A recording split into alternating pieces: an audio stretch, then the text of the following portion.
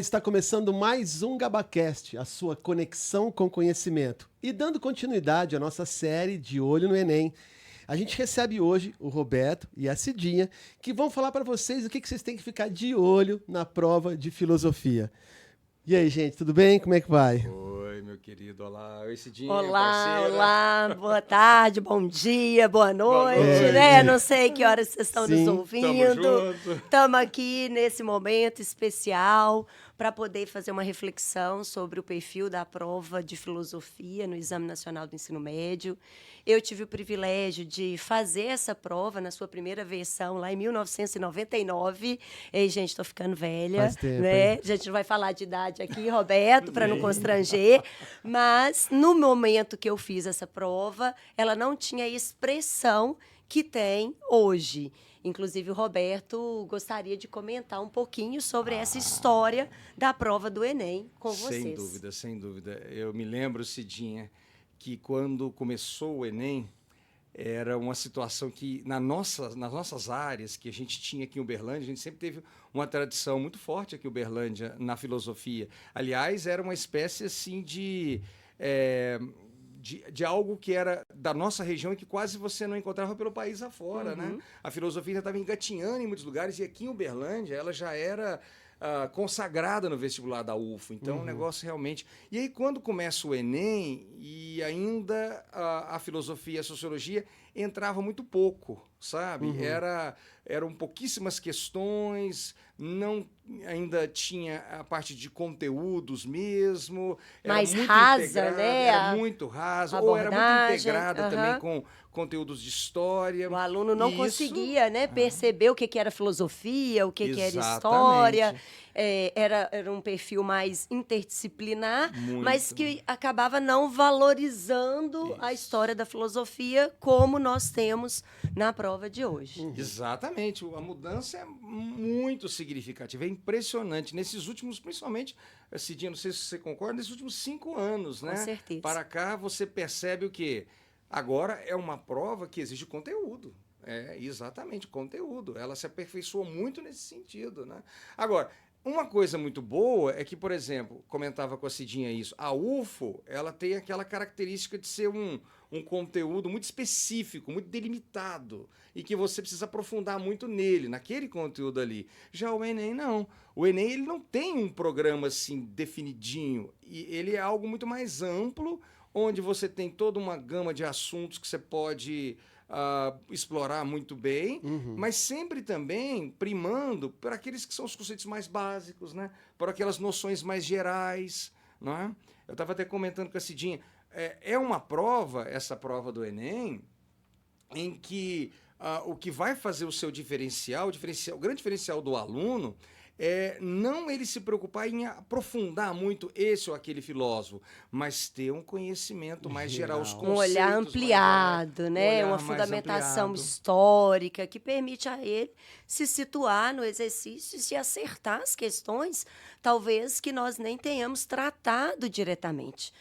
Um ponto que eu gostaria de ressaltar é sobre o perfil da prova.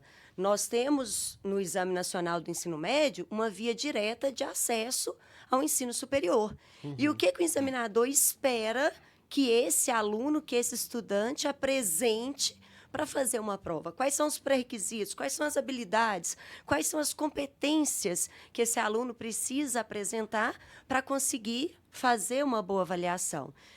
Principalmente partindo do princípio que esse é um estudante que já está aí beirando os 18 anos, é fundamental que ele tenha consciência da sua cidadania, dos seus direitos, do seu dever, enquanto partícipe desse tecido social. Além disso, é fundamental que ele tenha clareza que a sua condição existencial de liberdade implica escolhas. E essas escolhas têm que vir carregadas de um apelo, de um senso de ética, de justiça, que o oriente nessa complexidade que é a dinâmica social. E, para além desses pontos, como a filosofia, né, ela nos auxilia na formação crítica, de um olhar mais alargado, coerente da realidade, uma vez que nós somos inundados de informações. Então, o pensamento filosófico, ele é inestimável nesse contexto. Então, quando eu penso na prova de filosofia do Enem, é uma prova, obviamente, que traz ali cerca de 8, 10 questões específicas de filosofia, mas para além das questões dedicadas ao conhecimento filosófico propriamente dito, eu chamo a atenção da redação, porque a temática da redação, ela quase sempre dialoga com uma boa argumentação filosófica. É isso que vai permitir o aluno tirar ali uma redação com 1000 pontos, beirando os 1000 pontos, que com certeza também é fundamental, né, para a sua aprovação, para o seu bom resultado. E é isso que é legal na prova do Enem também, né? Que ele cobra toda a bagagem que o aluno tem, toda a sua história de vida, assim, de estudo, ele vai cobrar isso, né? Com isso certeza. É um diferencial do né? Enem. É o que eu costumo comentar sempre com os nossos alunos, como é uma prova que, como o Roberto já bem colocou, não tem um conteúdo programático delimitado, ela exige que o aluno consiga se situar a partir das referências conceituais, históricas, que são trabalhadas em sala. Né? Um ponto, por exemplo, é elucidar essa minha consideração. Quando nós discutimos epistemologia, teoria do conhecimento, as 3 correntes principais, que também é uma abordagem, né, que quase sempre aparece nas provas do Enem, o racionalismo, o empirismo e o criticismo. Nós não conseguimos explorar todos os autores racionalistas, todos os empiristas, mas o aluno ele tem os pré-requisitos para entender o que caracteriza o debate racionalista, o que caracteriza o debate empirista. Então, ainda que ele não tenha visto diretamente a discussão em sala, com esses pré-requisitos, com essa bagagem, com esse acúmulo de saber, porque, inclusive, muitos dos alunos que hoje fazem a prova do Enem têm um contato com a disciplina de filosofia desde o ensino fundamental 2. Então, quer dizer, a filosofia ela está ali, Tá te dando presente o tempo suporte, te dando condições conceituais, teóricas, para se situar-se no exercício, para ter uma visão, né, mais bem fundamentada da realidade e, com certeza, uma melhor argumentação na hora de fazer a redação. Então, essas são as preocupações principais nossas enquanto orientadores, professores de filosofia. O meu objetivo maior não é acertar a questão que vai cair na prova do Enem, mas dar a esse aluno subsídio, suporte, um arcabouço teórico para que ele enfrente a questão, né, de forma consciente, para que ele tenha condições de entender o que está no texto. O Roberto ainda destacava, na nossa conversa aqui prévia, né, Roberto, a densidade dessa prova do Enem. É uma prova de ciências humanas, né, a filosofia está dentro das ciências humanas, no mesmo dia de códigos e linguagens. Então, é uma maratona. Então, olha só que interessante. Deixa eu pegar um pouco esse lado todo que a Cidinha falou e exemplificar, inclusive. Outro dia desse, em sala de aula, mostrando para os meninos lá uma questão de René Descartes, o racionalismo, que a Cidinha estava comentando. E é interessante porque traz lá um trecho, um dos trechos mais importantes lá do discurso do método. Aí você pensa o seguinte, o Enem, uma das primeiras coisas que eu falo para os alunos, o Enem é uma prova de resistência, sobretudo no primeiro dia. Por que é uma prova de resistência? Pensa comigo. Nesse primeiro dia ele vai fazer a redação, que é um compromisso muito grave, muito trabalhão, sério. é um trabalhão. É uma coisa que desgasta, porque a preocupação do aluno é muito grande com ela, porque ela vale demais. E com razão, no resultado né? final. Ele vai fazer códigos e linguagens, muita leitura, não é? E vai fazer humanas, muita leitura. Você imagina o tempo que ele tem, o desgaste que ele tem, não é? Então, vejamos. Imagina, então, aquela questão lá do Descartes, aquele texto e tal. Se o aluno já tem uma base de quem foi Descartes, do que é um racionalismo, qual é o tempo que ele vai levar para ler essa questão? Quantos minutos? Ele vai com muito mais segurança, inclusive. Eu mostrei para os alunos, essa questão é bem interessante, a questão que caiu tem uns 3 anos. Eu falei assim, meninos, vamos fazer até o seguinte, vocês não vão nem ler o texto. Vamos direto. Você vai direto lá no comando da questão, e aí nós vamos ver lá os distratores, vamos encontrar a alternativa. Os meninos olharam assim, não, essa aqui não tem nem que ler nada. Claro que a gente tem que ter um certo cuidado, não podemos simplesmente falar assim. Exatamente. Mas, Roberto, inclusive, essa é uma estratégia que eu sempre comento com os meninos, porque como é uma prova muito densa, que exige muita habilidade de leitura, com tempo escasso, ler o enunciado e aí, se necessário for, voltar no texto. Porque, claro que a gente precisa ter esses cuidados todos, a gente sabe que é uma prova também que não é tão tranquila para se analisar os itens, tem distratores aí que a gente tem que olhar com muito cuidado, com muito carinho, né? É uma prova capciosa em alguns momentos. Questões de filosofia que são densas, que são difíceis, nem toda questão de filosofia é leve, é rápida, é direta. A gente tem esses cuidados todos, mas eu costumo também usar essa estratégia. Por quê? Às vezes o aluno começa pelo texto, e aí ele lê o texto, lê o comando da questão, ele não sabe mais o que ele leu, aí ele vai gastar um outro tempo para voltar no texto. Então, uma estratégia comum aí nas nossas aulas é essa, de orientação. Primeiro, leia o comando. Aí, munido do que está pedindo a questão, se necessário for, vai no texto. Sim. Se tiver confiança, já manda ver, vamos gabaritar a questão, porque vocês já têm um acúmulo de conhecimentos da história da filosofia que te permitem ter essa malícia na hora de bem resolver a prova. Não pode se dar o luxo de ficar muito tempo amassando em cima de uma única questão.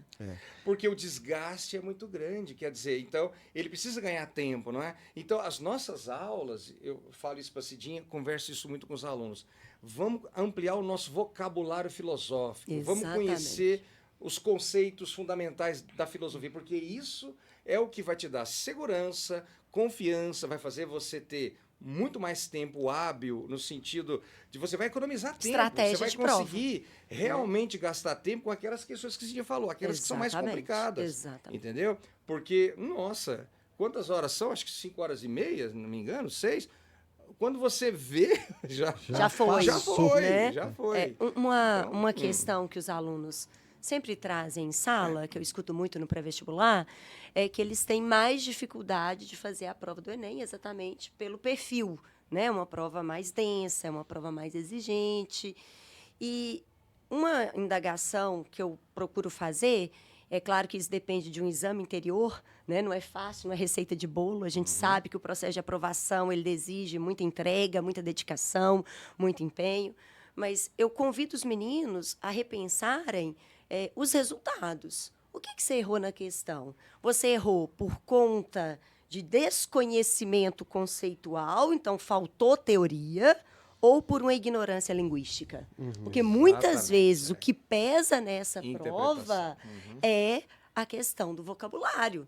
Né? Por conta dessa pobreza linguística, a questão está no texto, o gabarito está ali, mas o aluno, talvez por ansiedade, talvez por imaturidade, talvez pela somatória do contexto de fazer prova, que exige várias habilidades, nós sabemos disso, se complica com a questão que às vezes está dada, né? Então, quando o aluno tem essa maturidade, consegue fazer esse processo de autorreflexão para identificar qual é o seu calcanhar de Aquiles, o seu ponto fraco. Olha, eu estou errando as questões de filosofia porque me falta fundamentação teórica. Não, eu estou errando as questões de filosofia por conta dessa pobreza linguística. A estratégia de estudo, ela é melhorada. E o crescimento vem, porque ele tem clareza do que ele precisa buscar. Né? E além de tudo isso que você está falando, o desgaste naquele período que você está fazendo a prova. Você está lendo, você está cansando, você vai se esgotando aos poucos, né? Então, esse componente emocional, a ansiedade, tudo isso conta. Por isso que o que dá segurança a ele é o que esse dia acabou de falar. É ele poder ter um vocabulário filosófico, é ele poder ir para aquela prova. Porque, infelizmente, querido, é uma grande realidade. Se a gente for analisar esse país todo, em quantos lugares realmente a filosofia é levada a sério? Exatamente. Ah, Quem ministra pouquíssimos. as aulas de filosofia? Exatamente, exatamente. Então, assim, aqui nós temos esse diferencial, porque como nós temos a UFO, que é uma pegada que já... Porque a gente... Como é que é, por exemplo, o nosso trabalho, né? A gente fica um período lá aprofundando em questões da UFO, acabou a UFO, a gente corre pro Enem. Só que a base que eles já têm de UFO, né? Nossa, já é uma coisa assim que você vê em pouquíssimos lugares nesse país fazer igual nós fazemos aqui. Né? Coisa eu tenho boa, quase Roberto. 30 anos. Que coisa negócio boa. aqui Exatamente, por do isso que nós vestibular da exportamos, UFBA. né, professores de filosofia, de exatamente, sociologia para grandes centros. Nós temos colegas que estão em Goiânia, que estão em Ribeirão, porque aqui já tem essa tradição de ensino de filosofia. Então, que os nossos alunos aproveitem, que eles consigam ter, na hora de executar a prova, essa clareza, né, que não pode se deixar levar pela ansiedade, pelo pavor, pelo medo, porque isso é um inimigo, isso prejudica na hora de ter esse olhar atento, essa visão crítica do que está sendo colocado nas questões. E os alunos trazem esses relatos, né, que às vezes ele erra a questão exatamente por conta do componente emocional. Então, a gente tem que trabalhar com os conceitos para garantir que ele tenha segurança, para que na hora, né, da prova Exatamente. ele consiga ter essa tranquilidade para fazer o exercício e ter um bom resultado, que é o que nós esperamos. Não tem coisa melhor do que o aluno estar diante lá daquela questão e falar assim, pô, isso aqui não tem nem erro. É, Vambora. Exatamente, Vamos pra frente. exatamente. Ganha confiança, ganha tempo, as coisas exatamente. fluem e Muito o resultado Você vem. falou tudo, né? tempo para mim é uma coisa muito séria. Exatamente. Os meninos têm uma média aí de 2 minutos e 33 por questão, né? Então, o que vocês falaram de já partir para saber se... Exatamente. Né? Essa eu já sei. Então, já gabarita Já essa, vambora. pronto, acabou. Eu ontem dava uma analisada na última prova e a questão considerada mais difícil da prova do ano passado foi uma questão que trouxe uma citação que faz menção à escola jônica, que é a escola dos pré-socráticos, que é o primeiro período, a primeira fase da consciência filosófica, e o comando da questão pedia para que o aluno falasse qual o período que sucede, né, à escola jônica. Esse era o comando da questão. Por que o aluno achou difícil? Porque o texto da questão não ajudava o aluno a resolver a prova, Isso né, o acontece, exercício. é verdade. Isso acontece. Porque aí, nesse caso, o aluno não precisava do texto. Ele teria que ter a visão histórica de quais são os períodos da história da filosofia. Aí um dos itens trazia a questão da mitologia, que a gente sabe, que é anterior à manifestação da consciência filosófica, né, da escola jônica. Um outro item falava do estoicismo, que é uma das correntes da filosofia helênica, que é uma das últimas da filosofia antiga, Pós-socrática. né? Exatamente. Dos peripatéticos, que são seguidores do Aristóteles, e os sofistas. E aí o gabarito da questão era o item que falava dos sofistas, que são os professores de sabedoria do período socrático antropológico, que é quando a filosofia, por volta do século V a.C., chega a Atenas e tem como foco o debate sobre as questões humanas. A polis. Exatamente. A questão da cidadania, da participação, da representatividade, daí a importância da retórica, né, que é a profissão dos sofistas. Então, eu estou fazendo essa consideração porque nem sempre o texto que está lá vai te ajudar. Vai ajudar. Essa era uma Talvez- questão que se não tivesse conteúdo, Exatamente. o texto né? não ajuda. O texto por si só não vai te dar o gabarito da questão. Então, eu gostaria que o aluno tivesse esse cuidado, né? Na hora de fazer a prova, precisa ter essa malícia. O texto está ali, claro que ele tem a obrigação de dialogar contigo, mas nem sempre ele vai trazer a ideia central que vai trazer o gabarito, que vai te Vai dar a te dar a resposta. resposta, Né? Então, esse conhecimento acumulado, essa visão histórica. Hoje eu recebi um feedback de um aluno do pré-vestibular, isso é muito positivo, né? Um termômetro do nosso trabalho, com certeza isso faz diferença. E o aluno fez o seguinte comentário: Cidinha, eu tenho gostado mais das aulas, ele entrou agora no segundo semestre, das suas aulas, porque você sempre tem o cuidado de relacionar a filosofia com as questões históricas. Porque falar de filosofia é naturalmente falar de história. Então, quando a gente tem esse cuidado, o aluno consegue se situar, ele consegue perceber. Talvez, como eu disse, a gente não tenha tratado diretamente do assunto, mas é uma questão de filosofia contemporânea, é uma questão que está falando de fragilidade de democracia. Aí nós temos a Hannah Arendt pensando na origem do totalitarismo, nós temos o Foucault pensando nessa sociedade disciplinar, como a sociedade capitalista refinou os instrumentos de controle social, e aí a gente pode pensar nas questões das inteligências artificiais, o panóptico, o olho que tudo vê. Então, talvez a abordagem não seja exatamente como foi feita em sala de aula, mas o aluno tem pré-requisitos. e isso contribui para o seu sucesso. Então, essa tranquilidade, de novo, né? Essa sabedoria, essa capacidade reflexiva, essa lucidez na hora de fazer as questões de filosofia e também a redação são fundamentais. Quantas coisas a gente percebe. Alunos nossos, é muito comum você ver que eles trazem redações, eles comentam com a gente sobre determinados conceitos. Por exemplo, até para você enriquecer a sua redação, né? A gente estava falando aí dos pós-socráticos, no helenismo, estoicos, né? O estoicismo. Hoje essa palavra é uma palavra de uso comum, de uso corriqueiro. Você pode usar, né? Ah, porque a Cidinha tem uma personalidade estoica. Imagina, se isso aí já não dá uns... Só daquele que está lendo a redação, ver que o aluno tem um vocabulário, então a gente contribui muito nessa questão. Esse repertório de vocabulário é fundamental, né? E os alunos sabem se servir muito bem disso. E isso que a Cidinha falou também, essa coisa da gente estar sempre dialogando com a história e contextualizando as coisas, né? Porque, aliás, essa sempre foi a proposta do Enem. Por que a prova se chama Ciências Humanas, né? Porque ali não o ideal, quer dizer, o mais importante para eles não é que seja uma prova de geografia, de história, de sociologia mas uma e de prova filosofia. que dialoga. Mas uma coisa que você possa integrar também. Agora, por outro lado, Cidinha, não sei se você vai concordar comigo, além da gente ter tido nos últimos anos questões mais diretas, mais conceituais e também com textos menores e, principalmente, as alternativas, os chamados distratores, também mais resumidos. Isso está acontecendo. Ou seja, sabe o que está acontecendo? A prova do Enem está virando uma prova de vestibular. Vestibular comum. Ela está virando um vestibular. Cada vez mais. Você concorda, Cidinha? Concordo, Roberto. O que eu percebo na prova, olhando aí principalmente de 2009 até hoje, é que no seu início, ali em 2009, a prova tinha um vocabulário, um perfil de exercício mais intertransdisciplinar em alguns momentos. E cada vez mais a prova tem exigido do aluno domínio conceitual. Então, o aluno que fazia a prova lá de 2009, que faz a prova hoje, e isso eu acho bom para as nossas áreas, né? Porque valoriza.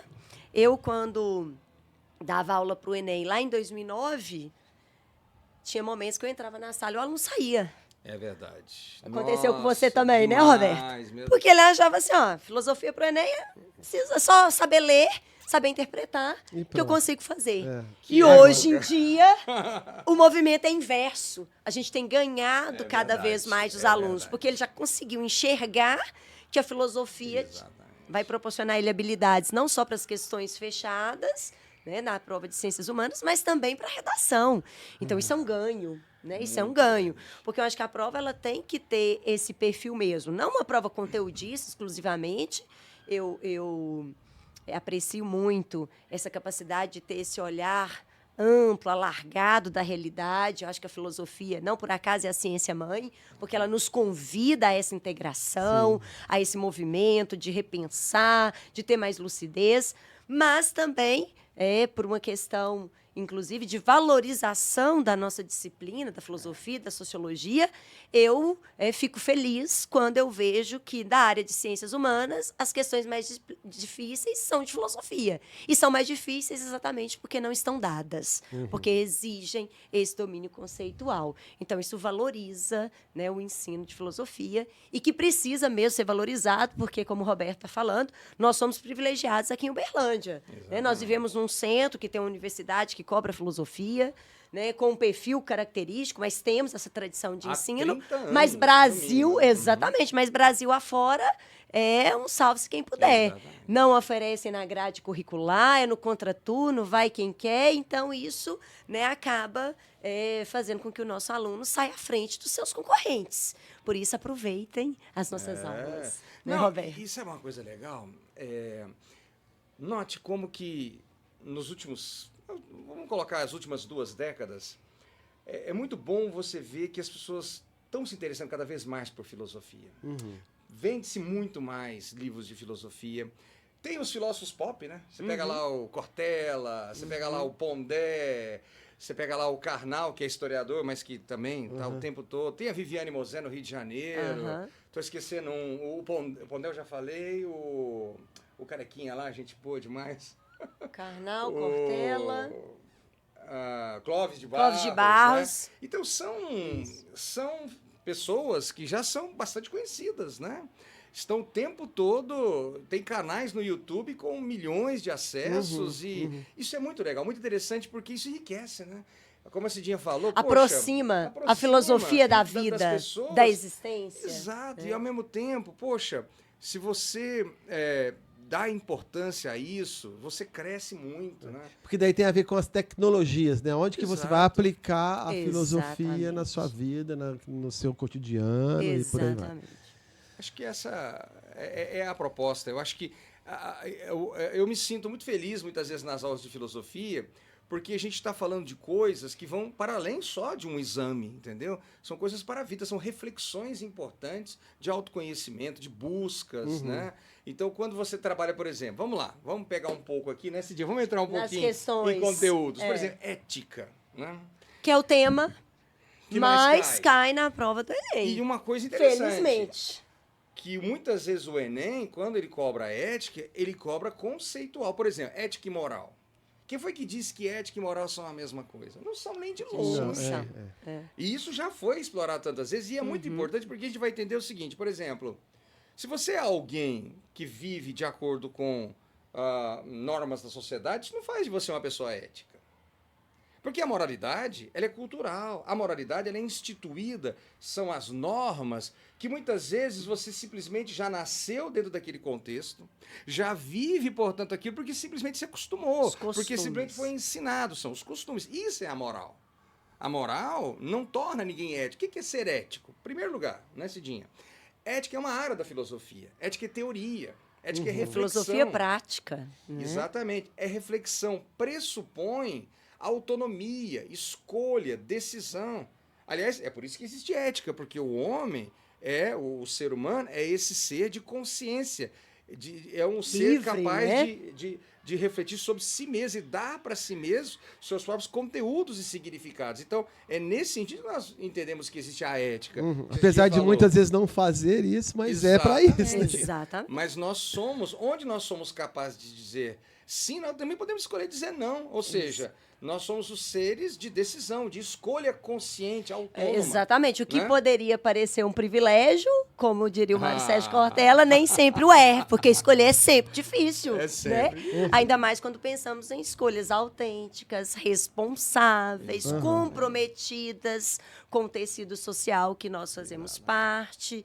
Então, daí a importância das reflexões sobre ética aparecerem na prova do Enem, porque é um convite para que aquele aluno, aquele estudante que está ali prestes a inserir numa instituição superior, fique mais atento às suas posturas. Né? Nós temos aí, em consonância com essa discussão de ética, debate sobre aborto, sobre eutanásia, sobre o uso de agrotóxico, sobre nanotecnologias, ou seja, são questões da bioética, mas que também perpassam a reflexão filosófica, né? Como que a ética está casada com a vida. Exatamente. E aparecem muito na prova do Enem. Né? Então, o aluno precisa ter essa capacidade de relacionar a discussão conceitual com o que está acontecendo no mundo, com as questões práticas da vida. Com as situações apresentadas. Então, você entende? Então, é importante saber o que é ético, o que é moral,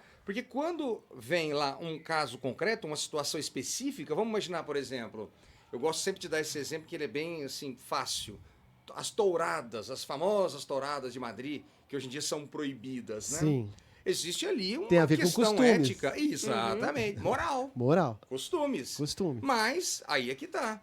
O fato de você ter costumes não significa dizer que isso não possa gerar um debate ético, que é o quê? Que é o que aconteceu e por isso está proibido. E que transformou e que modificou. Então, ética e moral estão sempre relacionadas. Só que ética pressupõe princípio, teoria, pressupõe reflexão, crítica, inclusive, àquilo que é a moralidade instituída. Outra coisa muito simples, né, Cidinha? A gente trabalha isso até no vestibular da UF, que é o Peter Singer, que é a discussão do especismo lá, quer dizer, a ética animal, né? Quer dizer, hoje o Ampliação número dos das direitos, pessoas... né? Exatamente. Hoje o número das pessoas que são vegetarianos, Adeptas veganos, aham. aumenta cada vez mais, porque isso também é um debate ético. Exatamente. Nada mais Essa cultural, consciência de como aquilo que nós usamos para nos alimentar interfere Isso. na dinâmica da existência do mundo, Nada né? mais cultural, E nada aí- mais moral do que alimentar-se de carne. A gente fica louco para Ingestão chegar de ao final de proteína semana animal, pra comer um exatamente. churrasquinho. Mas aí tem um debate ético que pode Isso. ser feito. Né? Olha, E essas sim. coisas Sim. podem muito bem, são muitas vezes exploradas na prova do Enem, de uma maneira muito competente, diga-se de passagem, porque é uma questão bonita. Né? As questões de ética geralmente são questões bonitas, porque, pô, é Por algo isso que eu é gosto, vital nas nossas vidas. Roberto, né? a definição de ética, ela inclusive aparece no livro Ética e Vergonha na Cara, do Clóvis de Barros Ah. e do Cortella, Ah. que eles definem ética como sendo a inteligência compartilhada a serviço do aperfeiçoamento da convivência. Oh, Ou seja, Perfeito, hein? exatamente por sermos inteligentes, é que nós podemos rever, reavaliar Isso. os nossos costumes, a nossa moral. Se nós não fôssemos inteligentes, não haveria a menor necessidade de tratar de filosofia prática. Mas a inteligência, que é o que nós temos de melhor, tem que ser usada também para o aprimoramento da consciência e da convivência. E que bom que nós chegamos a essas questões, né? Nós vivemos num país que é extremamente misógino, né, que odeia mulheres, que é extremamente violento para com as minorias de forma geral, para não falar apenas das mulheres. E como a filosofia nos ajuda a olhar para essas questões de forma muito mais consciente, lúcida, apontando caminhos para superar esse cenário tão adverso. Né? E vem a Simone de Beauvoir com o segundo sexo. Não se nasce mulher, torna-se mulher. E como essa nossa condição existencial de liberdade, ela foi sendo tolhida, ela foi sendo construída a partir do masculino. Então, como a mulher encontra-se, né, silenciada, explorada, invisível, fazendo trabalhos repetitivos. Eu li um dado recentemente que comentava que somos maioria populacional, nós temos maior acesso educacional, então nós estudamos mais, mas quando chegamos aos cargos de chefia, de presidência, são apenas 3%, e quando chegamos lá, ganhamos cerca de 20% a menos do que um homem. E aí eu faço a pergunta, onde que as mulheres estão? Se nós estudamos mais, por que nós não estamos aqui fazendo Enem, né, ocupando os espaços de liderança? Onde que nós estamos? Em casa, Em fazendo um casa. trabalho invisível, Sim. maçante, Muitas não vezes- remunerado, Infelizmente, isso ainda é uma cruelmente, realidade. cruelmente violentadas pelos seus parceiros, pela própria dinâmica da estrutura da Eu sociedade. estava assistindo ontem uma pesquisadora falando que, em média, a mulher trabalha em casa 11 horas a mais por semana As jornadas do duplas, que o triplas, homem. Triplas, né? do que o homem, né? Dessa coisa assim, porque ela é responsável pela alimentação, responsável pela louça, não sei o quê, Organização, Mas tem que vacinação. ser assim? Não, Não. não tem que ser assim. E note que, para a gente poder trabalhar essas questões que esse dia Como coloca, culturalmente isso foi normalizado, Exato. mas a filosofia está aqui para fazer indagação. para fazer né? a indagação. Agora, a gente tem que tentar buscar isso de uma forma sem criar conflito, porque, por exemplo, nós estamos vivendo num país muito dividido até agora, Sim. muito conflagrado, existem grupos que são conservadores, e não adianta a gente querer simplesmente, né, acreditar que eles não têm lugar de fala, que eles não têm espaço. Eles têm, claro que têm, todos devem ter. Representatividade. E não adianta a gente buscar o discurso simplesmente agressivo. A gente tem que tentar criar canais de debate. Diálogo. E isso só vai acontecer realmente por meio de um processo que é o da educação. A grande questão é que muitas pessoas que às vezes ainda têm aquela visão, digamos, de que a mulher ela tem uma essência, que ela tem que ocupar Nasceu, aquele né? espaço. Quer dizer, isso tudo é uma questão moral, uma questão cultural, uma questão de... A Simone de Beauvoir, né? O segundo sexo, por quê? Porque a história da humanidade é masculina. Exato. A mulher sempre foi o segundo sexo. É por isso que o livro se chama O Segundo Sexo. Porque a mulher nunca foi protagonista na história. Ela sempre foi um apêndice na história do homem, infelizmente. Então, essas coisas, elas ainda se mantêm, essa que é a grande verdade. A gente só vai conseguir transformar essas coisas por meio da educação, mas uma educação que seja dentro de uma qualidade, onde a gente tente colocar essas coisas, entender todo esse processo histórico e entender por que não há mais, não cabe mais em pleno século XXI. Né? Nós precisamos fazer com que as pessoas se abram um pouco. O bom da filosofia, eu acho que é um pouco isso. Ela faz essa provocação. Quando a gente pensa no método socrático, né? Quer dizer, o que eu só sei que nada sei, que todo mundo já repetiu, todo mundo fala? É a gente poder assumir essa postura. Qual é o primeiro passo da gente buscar uma verdadeira sabedoria? É saber reconhecer que não sabe, né? É ter essa humildade, estar aberto, poder crescer junto e tentar diminuir. Acho que hoje no Brasil a gente precisa fazer isso. Tentar diminuir um pouco esse ódio, essa ao aversão, conhecimento, a ciência, ao próximo, né? aprender a viver com o outro, com a diversidade, a entender que o outro tem o direito de ser diferente, né? E isso tem sido muito difícil, né, nos últimos tempos. Nossa. Né? Exatamente. Então a filosofia ela nos convida a essa reflexão, ela nos provoca, né? Muito. E eu costumo dizer que nós somos privilegiados por ter esse espaço, né, de abertura, de reflexão e poder ter contato com tantas pessoas que estão, né, nesse projeto de preparação, não só para ingressar na universidade, mas para se tornarem pessoas melhores, porque eu acho que é isso que faz o aluno buscar a escola, né? Por que a filosofia é relevante, a matemática é relevante? Não é só para garantir a sua aprovação, mas para que você se torne uma pessoa melhor no mundo que você vive, para que você seja o protagonista, para que você tenha ciência do seu papel, da importância das suas intervenções. E aí, quando o Roberto fala de forma muito apaixonada, né, sobre essa proposta da filosofia, sobre essa paixão que a filosofia nos suscita, é exatamente por isso, porque ela nos convida sempre à reflexão. Quando eu discutia a questão da ética animal com Peter Singer, teve um aluno que falou assim comigo, Cidinha, mas você não acha que essa discussão ela é muito radical? Eu falei assim, acho que ela é radical, mas ela é oportuna, porque nós vivemos num mundo que está em frangalhos. Nós estamos falando não mais de aquecimento global, mas de ebulição global. Então, até quando a gente vai ficar com meias palavras? Né? Então, a gente tem que começar a repensar, entender os nossos hábitos alimentares, ter cuidado com as nossas posturas, porque se a gente pensar em termos de tempo, historicamente, nós vamos demorar quase, é uma estimativa, né, do Fórum Mundial Educacional e Econômico, 132 anos para encontrar igualdade de fato entre homens e mulheres. Nós vamos ficar esperando 132 anos para viver num país melhor?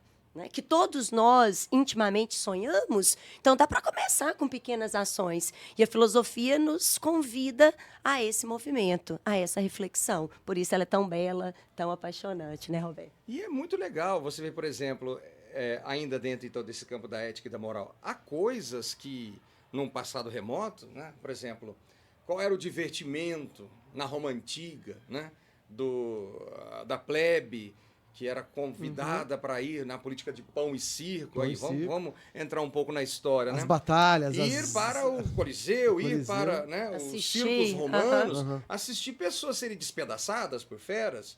Isso é uma coisa que hoje em dia nos causa uma repugnância, quer dizer, absurda. Isso não tem mais espaço no mundo civilizado de hoje, não é? Isso tinha a ver com moral e costume. Do mesmo modo, eu gosto de provocar, às vezes, o aluno, quando, por exemplo, essa questão, já que nós tocamos nesse ponto, eu falo assim, gente, quem é que pode garantir que daqui a 100 anos, talvez mais, talvez menos, numa mesa de jantar, um filho vira o pai e fala assim, pai, é verdade que no passado eles comiam carne, eles comiam os bichinhos? Quem é que pode garantir, gente? Quer dizer, porque é assim mesmo. A assim cultura muda no tempo e no espaço, né? Ué, e a gente e ainda bem. E nós não estamos fazendo juízo de valor, dizendo que é ruim, ou que é errado, ou que é certo. Mas entender que há sempre espaço para o debate. Uma das coisas, um dos conceitos mais extraordinários, né, Cidinha? E falando do tanto que conceitos são importantes na filosofia, a gente pode até começar aí, não sei nem como é que está o nosso tempo, porque livre. O professor já viu, né? Empolga, né, Roberto? Nem gosta. Um conceito importantíssimo que é a dialética. Entender a realidade é uma dialética. Né? A dialética que surge lá no Heráclito. Heráclito, a questão do devir, a vida é fluxo, o movimento. É um conjunto de contrários, os opostos, a luta dos contrários, né? E isso é a alma daquilo que mais tarde foi chamado de dialética, né? O método socrático é uma dialética. E a dialética é entender esse princípio da contradição, é entender que a gente só cresce e tudo acontece nesse fluxo, nesse processo. Sabe uma questão que eu gosto muito, Roberto? Quando a gente discute ali o Heráclito com essa filosofia do devir, do movimento, né? O movimento como condição de existência do real, do homem como fluxo. E, na sequência, a gente trabalha a filosofia, né, eleata, do Parmênides, com a negação do movimento. E os alunos, muitas vezes, ficam, assim, irados, né? Porque eu estava convencido que tudo muda e agora você vem aqui me falar que o que é real é o que permanece. Eu falo, gente, ainda bem. Ainda bem que nós temos esse espaço. Porque se fosse uma visão unificada, dogmática, seria religião, não seria filosofia. Filosofia é pensar a diversidade, é pensar o conflito. Filosofia não é dogma. Exatamente. Então, como a filosofia nos ajuda a romper com essas pseudociências, porque ela nos convida a ter esses critérios, esse rigor para olhar para a realidade. E aí os alunos ficam muito irritados quando eu mostro para eles, Roberto, que embora eles gostem mais da filosofia de Heráclito, que eles entendem que a vida é fluxo, a história da humanidade é a história construída a partir da interpretação socrático-platônica, que aprofunda a visão parmenidiana. Por isso que nós somos tão reféns desses ideais. Por isso que todos nós vivemos à procura de uma felicidade ideal, de uma vida perfeita. E na maioria das vezes somos frustrados. Por isso que o Nietzsche tem essa visão, inclusive, né, tão ácida da história da filosofia. Porque ele mostrou que os nossos valores foram construídos a partir de uma moral que nos escravizou, que nos tornou fracos, covardes, decadentes, hipócritas, mentirosos. E nos convida a resgatar uma moral que existia na Grécia das tragédias, do herói que enfrentava as adversidades e o seu destino de forma criativa e corajosa, que é a chamada moral de senhores, moral de nobres ou moral aristocrata. Então, perceba como, né, a filosofia está em todos os lugares, a filosofia nos convida a essa reflexão permanente. É bonito demais isso, né? Demais. E é legal, assim, é muito desafiador, porque, igual você já estava comentando aí, né? Às vezes o aluno vira para você e fala assim, mas quem é que tá certo, professor? É esse de cá ou aquele de lá? Quem tá certo? Não existe, gente. E o bom do negócio é que não tem. Porque é interessante, às vezes a gente fala, Sócrates, o pai da filosofia. Aí vem Nietzsche e fala assim, mas o Sócrates é o verdadeiro é um homem assassino da teórico, filosofia. Ele destruiu, tudo acabou com ele. Ou seja, aí cria aquele choque, né? Aquela coisa toda. Mas aí é que tá. O mais interessante é isso, o mais enriquecedor é isso, porque não é dogma. Por que é tão difícil para as pessoas? Porque nós estamos vivendo, de novo, a questão da educação. Nós vivemos num país, e não é juízo de valor e nem crítica, é no sentido de a gente perceber que é um dado histórico. Nós vivemos num país em que o problema da educação é gravíssimo, até hoje. O acesso ao conhecimento de qualidade, às ciências, ainda é muito restrito. Então, por isso mesmo, muitas pessoas elas vivem com base no senso comum e nas suas tradições, que pega, por exemplo, muito também a questão religiosa. As pessoas gostam de dogmas, elas querem mitos. Porque é mais fácil, é mais confortável. O Carl Sagan, que é um astrofísico norte-americano.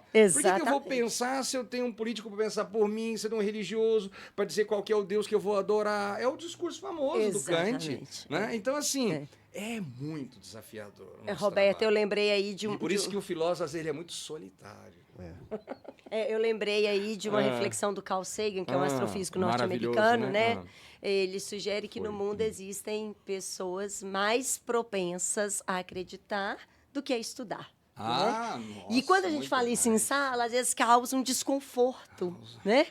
Por quê? Porque o aluno ele se sente atacado com esse tipo de reflexão, com esse tipo de fala. Mas o que o Carl Sagan está sugerindo? Né? É o que você exatamente acabou de pontuar. É muito mais fácil, é muito mais confortável eu ficar preso às minhas crenças limitantes, aos meus dogmas, às minhas ilusões, do que eu me abrir para a reflexão, para o pensamento, para a formação crítica. Né? Então, a filosofia tem esses desafios. Olha, A filosofia encontra esse tipo de resistência. Essa Ainda coisa mais da num país crença tão limitante é uma, polarizado assim, como o nosso. Né? Os professores de filosofia e de sociologia são caçados em grandes centros. Nossa, Né? Então, nós causamos esse tipo de desconforto. Por quê? Porque a filosofia está aqui para nos provocar. A filosofia está aqui para colocar o dedo na ferida, para Exatamente. perguntar Não é- o porquê. Né? Para Não é romper assim, com esses automatismos. Não é o que o pastor falou, ou o que o apresentador do jornal falou, ou o que o político falou, ou que até o que o professor falou, né? Exatamente. Você tem que descobrir por você, né? Esses caminhos todos aí. Isso ainda é muito desafiador. Infelizmente, nós estamos muito longe. Mas já estamos colocando uma sementinha, quer dizer, e você percebe que já tem muita gente fazendo isso. Eu estava falando, esses filósofos todos aí, né? E como que hoje em dia se vende muito mais, se produz muito mais em filosofia. Tem muita gente produzindo coisa muito boa, né? E eu acho que é isso. As pessoas têm que entender que, às vezes, pensam assim, filósofo é muito vaidoso, ou ele é muito arrogante, ou ele se acha dono da verdade. Não, é exatamente o contrário. A gente não tem nenhum interesse em ser dono de verdade nenhuma.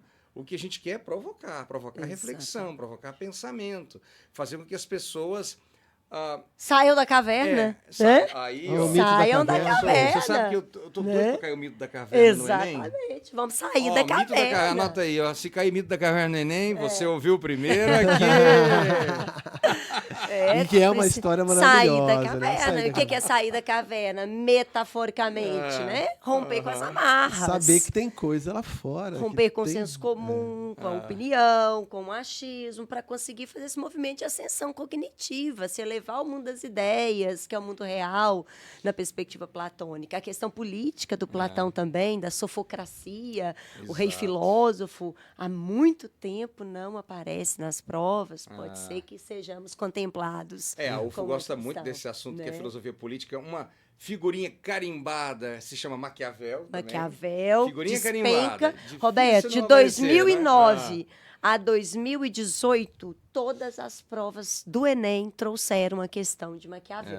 Agora, acho que eles estão dando uma oxigenada, uma respirada, e estão trabalhando mais com os contratualistas. O Hobbes, no absolutismo laico, uma questão ou outra sobre Locke também já apareceu no liberalismo. E agora talvez venha Rousseau, Estamos né, esperando Montesquieu. os iluministas, pô. Nós estamos esperando Exatamente. esses iluministas Vamos, aí, né? Tem que tudo a ver acredito também que- com esse momento político, a Tem. importância, Nossa, né? direitos humanos, os Exatamente. chamados direitos naturais, hoje direitos humanos, realmente, essa questão toda aí. E a UFO gosta muito, tá? A UFO. Ai, meu Deus do céu. Aí, ó. O Enem. Chega de UFO, agora Chega aqui de é UFO. Enem. Vira a Enem. chave. Vira a Eu falo chave. para os alunos, vira a chave, esquece esse negócio. Mas o Enem eles gostam muito. São os dois temas, né, Cidinha? Filosofia ética Ética, e política. filosofia política. E epistemologia, Tá certo? eu colocaria aí, né? epistemologia, Eu acho que, isso. como você, eu entendo que ética e política têm o maior peso, mas se a gente for olhar ali o gráfico de percentual de questões, Já aparece ali no a terceiro epistemologia. lugar vem a epistemologia. Que é a teoria do conhecimento, Racionalismo, né, pro pessoal empirismo, saber o se próprio situar. critismo kantiano. O texto, que é esclarecimento, veio na prova de Nossa. 2012 e depois não apareceu mais. Está na hora de voltar, porque também é uma reflexão pertinente, que dialoga com o que está acontecendo. É um texto lá de 5 anos antes da Revolução Francesa, mas que aponta uma solução para o que a gente vive hoje, porque o problema do Brasil não é político, né? Nós temos que fazer uma revolução educacional, intelectual, com se a gente quiser viver nesse país melhor. E o Kant aponta uma alternativa para a construção dessa sociedade maior, emancipada, né, livre, esclarecida. O grande desafio do nosso país, acho que é esse daí. O maior problema que a gente tem é um problema de caráter ético mesmo, de base, de formação, de formação de valores, de construção de uma cidadania consciente, menos preconceituosa, mais plural. Né? Que está mais ligada, está muito enraizada em dogma, muito mais do que Esse é na o desafio. ética e Esse tudo é o mais. desafio, esse é o desafio.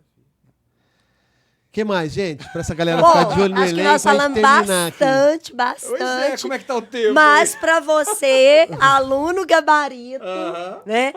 Se eu tivesse pouco tempo para me preparar para o Enem, eu faria uma revisão cuidadosa em ética E aí a gente pode fazer um passeio na história da filosofia, pensar na ética socrático-platônica, que é uma ética racionalista, a ética aristotélica voltada para a busca da felicidade, entendida daí como fim a que se destina às ações humanas, resultado de um exercício da virtude para alcançar a excelência. A ética cristã, filosofia medieval, comentei isso em sala. Nesses anos todos de Enem, de 2009 até 2023, só tivemos 6 questões. Então, medieval é um assunto que pouco cai, né? Focaria também na questão ética dos modernos, aí a ética kantiana, deontológica, fundada no dever, na lei moral, que é o imperativo categórico. Daria uma olhada atenta na questão do utilitarismo, que é uma ética também de tradição consequencialista, que vai julgar o que é certo e o que é errado a partir da promoção do prazer e a negação da dor, né? E a questão do existencialismo, que permeia todo o debate do século XX, né? A liberdade ética, a responsabilidade que essa ação livre implica, que está casada também com as questões políticas, de formação de cidadania, de uma consciência, de engajamento nas questões da nossa época. Também ficaria aí bem atenta à questão da epistemologia. Nós tivemos aí nas últimas provas muita menção ao racionalismo e ao empirismo. Descartes também está sendo uma figurinha carimbada. Caindo bastante, então fiquem atentos ao criticismo kantiano, porque talvez desses autores é o que oferece maior dificuldade conceitual, dada a densidade. O aluno precisa ter todo, né, um cuidado para se apropriar da discussão kantiana. E a filosofia política, gente, que aí é inevitável. Sempre temos alguma questão, talvez não tratando diretamente dos autores, mas que refere-se à cidadania, à questão da intolerância. Que aí né? faz uma relação com a sociologia. Exatamente. Muitas vezes, E né? aí a questão fica mais interdisciplinar, Isso. mas é pertinente. Então, eu daria essa olhada atenta na discussão ética, desde os gregos até o século XX. Também passaria pela epistemologia e ficaria ali com aqueles conceitos centrais da discussão política, tá? Contemporânea também tem caído bastante, né, Roberto? Vou deixar o Roberto Nós temos fazer uma aposta. Nós temos um materialzinho. Um Memorex, Eu gosto bastante. né, Roberto? A gente chama ele de Memorex. Memorex. Ele é aquela colinha, eu gosto de chamar ele de colinha da prova. Sabe na hora da morte? Assim, ó, não tem mais o que fazer? Pega o Então, Memorex. a gente pega o Memorex. A Está gente no banheiro, pegou lê o lá, Memorex. A gente dá uma viajada pela história da filosofia, começando desde os gregos, vai até os contemporâneos, né? E é um materialzinho assim, é aquele momento final, aquela última lida, aquela última olhada, que é uma delícia, né? O nosso aluno vai receber isso aí também, muito legal. E isso é o que vai dar mais segurança para ele, entendeu? É dar essa transitada, é pegar esses conceitos, é pegar as coisas mais básicas e mais fundamentais, porque esse é o perfil da prova do Enem. Não há necessidade nenhuma do aluno, eu vou comprar um livro... Eu vou comprar uns 3 livros do Nietzsche, vou ler capa a capa. Bobagem, você está perdendo seu tempo. Eu vou pegar a Crítica da Razão Pura de Kant para Vou ler esse final de esmiuçar, semana. né? Metafísica vezes, dos costumes, Roberto. Ou às vezes, não. Ou eu vi lá, tem menino que fala assim para mim, eu morro de rir, né? Professor, eu vi O Príncipe lá na livraria, é um livrinho pequenininho. Gente, dá para ler assim numa sentada. Falei, começa, vai lá, pega. Dá começa pra a ler. É o livro mais chato assim, entre aspas, difícil. Muito difícil. Roberto, eu não acho difícil. Eu acho até que é acessível, né? Se comparado com o Kant, por exemplo. Mas não é uma literatura talvez tão atraente para os nossos alunos. E para eles não né? é o foco Exatamente. deles, né? Não é E o aí, que eles precisam. uma última dica, vamos voltar lá no Aristóteles. A excelência é resultado do hábito. Você quer ser bom em alguma coisa, faça alguma coisa repetidas vezes. E a maior dificuldade que eu percebo dos nossos alunos, talvez exatamente pelo perfil da prova, que é muito exigente, é uma maratona, né, cansativo, muito texto para ler, é dificuldade com leitura. Então, como me preparar melhor para ter um ritmo de leitura, uma leitura mais dinâmica? Leia, né? Leia o quê, Cidinha? Leia. Comece por onde? Comece. O importante é que você comece a ter mais contato para exercitar esse seu talento e ter excelência na hora de fazer a prova. Mas vou fazer uma antítese agora, porque isso que a Cidinha falou, claro, é importantíssimo. Só que tem alunos, Cidinha, que eles não conseguem ler, não. Eles não prestam atenção, eles dormem. Eu tenho muitos alunos que eu falo assim, não, vocês vão escrever. escrever. Porque a gente sabe que tem Também as aqueles etapas, estudos, né? Ler tantos por cento de ganho, ler e escrever tantos por cento, ler, escrever e visualizar, ler, escrever e treinar. Quer dizer, às vezes, fazer resumos teóricos, e não é só para filosofia, não, isso pode servir em qualquer matéria, sabe? Às vezes você tem um ganho de rendimento, igual, por exemplo, às vezes eu falo assim para eles, pô, vamos fazer um fichário aí desses filósofos. Sabe o que eu gosto, Roberto? Fazer um fichário, pega lá, ó, pega lá desde lá dos gregos, um a um, cada página sua é um filósofo. É aqueles, como é que chama? Aqueles mapas mentais que muitas vezes se faz. Então, muitas vezes, escrever para muitos alunos é o que vai fazer com que o estudo seja mais eficaz, entendeu? Porque, infelizmente, a filosofia, como tem uma linguagem e às vezes os textos são mais densos, então, às vezes, o que vai dar acaba mais segurança... Acaba não sendo tão sedutor a leitura filosófica, E o que vai dar mais segurança é pegar aquilo aí e tentar fazer os resumos. Uma dica boa, anota aí a dica. Hoje nós estamos arrasando, né, Roberto? Só dica valiosa. Gente, ó, eu costumo dizer o seguinte, não adianta o aluno assistir a aula. Ele assiste a aula, ele talvez reproduza as informações que estão no quadro, tudo isso é fundamental para essa consolidação, para esse ganho cognitivo. Mas em casa, o que eu entendi da aula? Depois da exposição do Roberto sobre ética, da discussão da Cidinha sobre política, o que eu consegui entender a respeito dessas temáticas? Eu vou escrever o meu texto, né? Ancorado naquilo que foi exposto, buscando ser mais fidedigno possível às questões conceituais, porque, obviamente, filosofia não é pesquisa de opinião, não é o que você acha, exige de nós esses cuidados, essa precisão linguística. E aí, de posse, municiado desses resumos, desses mapas mentais, desse, né, material que você leu, você com certeza está bem preparado para fazer a prova. É isso, sucesso, galera. É isso. Eu acho que é isso. Bom, gente, a gente fica por aqui, então. Muito obrigado ao Acabou? Foi um prazer. Foi bom, obrigada, né? Foi bom. Obrigada. Obrigado, Cidinha. Obrigado, Roberto. Valeu, Roberto. E a gente volta no próximo episódio da nossa série De Olho no Enem. Até mais. Valeu. Tchau, gente. Tchau, Sucesso. pessoal.